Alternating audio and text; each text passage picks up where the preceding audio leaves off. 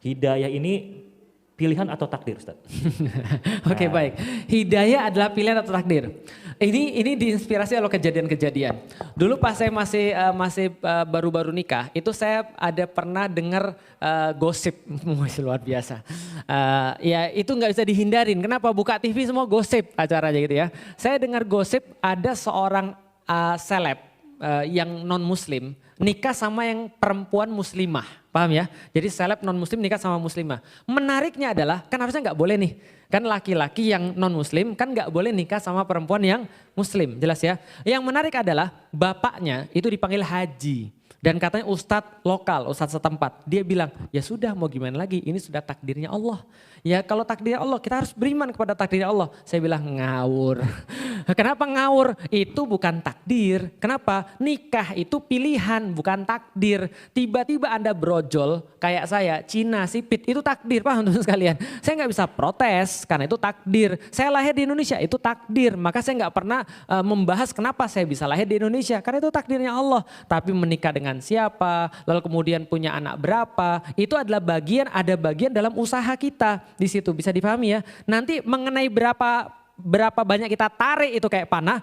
Setelah kita tarik dengan benar, rilisnya benar, anchornya benar, segala macam tekniknya benar. Kena atau enggak, ya sudah takdir, bisa dipahami ya. Nah itu adalah nanti kita bahas lebih lanjut lagi tentang takdir. Nah kalau hidayah adalah takdir atau bukan, kita jangan tanya diri kita sendiri. Mari kita tanya dengan Allah. Berapa kali Allah kemudian bilang hidayah di dalam Al-Quran? Banyak. Misalnya contoh, ketika Rasulullah Shallallahu Alaihi Wasallam itu mendakwai pamannya dan gagal, singkat cerita. Apa kemudian kata Allah? Allah katakan pada Nabi Muhammad, tenang Nabi Muhammad, kamu jangan merasa gagal. Kenapa? Innaka la tahdi. Ada kata hidayah di situ. Innaka la tahdi. Kamu tidak menunjuki man ahbabta walakinnallaha yahdi may yasha.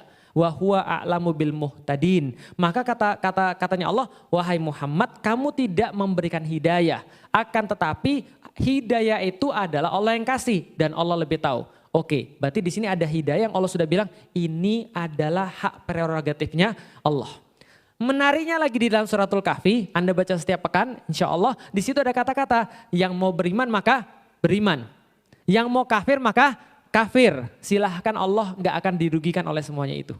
Artinya di situ Allah kasih pilihan. Ada yang mau beriman, bisa beriman. Ada yang mau kafir, bisa kafir. Allah katakan lagi di dalam Al-Quran. Wahadainahu najdain. Kami kasih pada mereka dua jalan. Silahkan mereka pilih. Mau jalan yang fajir atau jalan yang takwa. Itu mereka bisa pilih. Berarti ada banyak arti di dalam Al-Quran tentang hidayah. Ada lagi. Tadi kan wahadainahu, ada kata hada kan ya. Hada itu artinya hidayah. Wahadainahu najdain artinya kami hidayahkan pada mereka dua pilihan. Ada lagi Allah katakan, huwaladzi ba'atsa fil ummiyina rasulan minhum yatlu alaihim ayatih dan seterusnya. Allah turunkan bagi kita kemudian Al-Qur'an. Allah turunkan Rasul. Yang kemudian Rasul akan memberikan banyak sekali dakwah. Dan dakwah itu juga kita bisa memilih. Allah turunkan lagi huda wa dinil haq. Allah katakan Allah turunkan hidayah dan agama yang benar. Minimal kalau kita perhatikan di dalam Al-Quran ada 3 arti hidayah. 1, hidayah yang hak prerogatifnya Allah. Yang kedua, hidayah dalam bentuk Al-Quran dan As-Sunnah, huda tadi, itu kan ya. Syahrul Ramadan alladzi unzila fihil Quran huda linnas wa bainatim minal huda wal furqan. Ada kata-kata huda. Berarti yang kedua tadi adalah hidayah dalam bentuk yang dia turunkan kepada kita, yaitu adalah Al-Quran dan As-Sunnah. Yang ketiga adalah hidayah yang Allah turunkan kepada setiap manusia dalam bentuk akal. Itu juga hidayah. Allah kasih akal pada kita, Allah berikan hidayah untuk memilih. Allah kasih turunkan hidayah berupa Al-Quran dan As-Sunnah untuk bisa connect dengan akal. Ketika akal, hidayah yang tadi kita sebutkan, connect dengan hidayah yang diturunkan oleh Allah, maka Allah akan memberikan hidayah yang ketiga yang itu hak prerogatifnya dia. Itu yang sering kita bilang ihdinas siratal mustaqim. Ya Allah tunjukin kami jalan yang lurus. Karena enggak semua orang yang sudah muslim, dia syahadat, lantas dia dapat Al-Quran, mau untuk taat sama Al-Quran. Sudah lihat banyak orang-orang kayak gitu? Sudah lihat banyak orang-orang kayak gitu? Itu dikatakan tidak dapat hidayah. Jadi hidayah itu adalah takdir atau pilihan? Both. Keduanya, jadi adalah takdir dan ada bagian daripada pilihan. Tapi sekali lagi di situ saya tulis jangan Anda terlalu pikirin atau jangan pikirin sama sekali dalam soalan yang nggak bisa kita kontrol. Karena kalau Anda mikir dalam perkara-perkara yang Anda nggak bisa kontrol, Anda bakal stres. Paham ya? Contoh, perempuan nih biasanya, serius. Bahkan istri saya, bapaknya meninggal. Ketika bapaknya meninggal, kita baru pulang dari Turki, harus di karantina 5 hari karena kita adalah citizen yang taat gitu kan ya. Kita kemudian 5 hari di karantina. Setelah kita di karantina, pas hari kelima saya tanya sama ini pegawai dari Depkesnya, kita bisa nggak untuk pulang lebih awal karena saya ada kerjaan yang harus saya kerjain. Bisa Ustadz, besok Ustadz bisa pulang lebih awal, nggak usah nunggu sore, Ustadz sudah bisa pergi pagi. Alhamdulillah. Antum tahu kita dijadwalkan pergi hari itu pagi jam 7. Ternyata jam 3 kabar bapaknya meninggal. Lalu kemudian langsung pulang, mandi, ambil segala macam, langsung pergi ke Pati. Dari situ perjalanan dari Jakarta ke Pati. Di perjalanan istri saya nggak ngomong, dia menangis. Saya bilang sama istri saya, Dek, Allah sudah ngasih banyak sekali kenikmatan pada kita. Coba bayangin, gimana kalau kabar bapak kita meninggal ini pas kita masih ada di Turki. Paham maksudnya? Dan kita nggak bisa apa-apa. Stres nggak sih kira-kira? Gimana kalau pas lagi di karantina? Yang kita nggak bisa keluar, lebih repot lagi kan? Gimana? Saya bilang Allah sudah baik banget ngatur kayak gini sama kita. Pas banget kita boleh keluar, hari ini kita keluar, di PCR negatif, kita bisa keluar, bapak meninggal dan coba bayangin, Jakarta Pati itu 5 jam 45 menit. Saya nyetir, luar biasa kan? 5 jam 45 menit dan saya nggak berniat untuk ngulangi itu lagi, paham teman sekalian?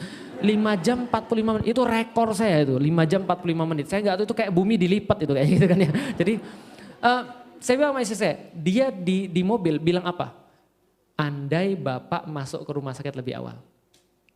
Andai bapak dijenguk dokter lebih awal. Kayaknya dokternya mungkin udah lihat bapak, lalu kemudian gak ada harapan, jadi gak ada perlakuan. Saya bilang, Dek, istighfar. Kenapa? Itu perkataan-perkataan orang-orang yang gak memahami takdir. Paham maksudnya? Mau ngomong apa lagi? Itu sudah selesai, paham gak sih maksudnya? Antum mau mikirin apapun, itu gak akan bisa berubah, paham ya? Antum mikirin perkara-perkara antum gak bisa ubah, stres antum. Mendingan mikirin perkara-perkara yang mampu kita ubah, itu produktif. Makanya saya pernah bahas di YouTube menjadi muslim yang produktif. Yaitu adalah mikirin perkara-perkara yang harus dipikirin dan cuekin perkara-perkara yang gak usah harus dipikirin. Contoh misalnya, Ustadz nggak ini panas kupingnya diomongin orang terus. Ya tinggal saya bilang sama dia, terus kalau saya panas juga mulut dia bisa berubah? Enggak, gitu kan ya. Ya udah, kita nggak usah mikirin mulut orang lain gitu. Nah tinggal mikirin mulut kita sendiri. Apa yang mau kita respon dengan keadaan seperti ini? Bisa dipahami ya? Islam tuh keren banget. Di situ saja, di titik itu saja saya udah bilang, Islam tuh udah nunjukin saya banyak banget. Untuk mikirin perkara yang mana, nggak usah pikirin perkara yang mana. Itu Islam udah keren banget bagi saya. Paham ya? Nah jadi kalau orang itu nurut Islam, hidupnya pasti produktif. Nggak akan dia disibukkan perkara-perkara yang ya nggak bisa move on, insecure dan segala macam. Sekarang kan banyak banget insecure kan ya? Gitu kan ya? Dan saya pikir, apa sih yang antum insecurein gitu maksudnya? Lihat ya, semakin remeh insecure antum, berarti semakin remeh kehidupan antum. Paham maksudnya? Berarti supaya kita nggak remeh, insecure-nya naikkan level kehidupan kita. Nanti insecure kita masih ada, tapi perkara-perkara yang keren. Contoh, kenapa kamu kayak sedih banget? Aku tuh mikirin orang-orang di Palestina kapan mereka merdeka, asik gitu. Nah itu insecure yang sangat luar biasa gitu maksudnya. Saya tuh mikirin gimana cara biar sedekah saya nambah 5 kali lipat. Alhamdulillah luar biasa. Insecure perkara-perkara yang bermanfaat.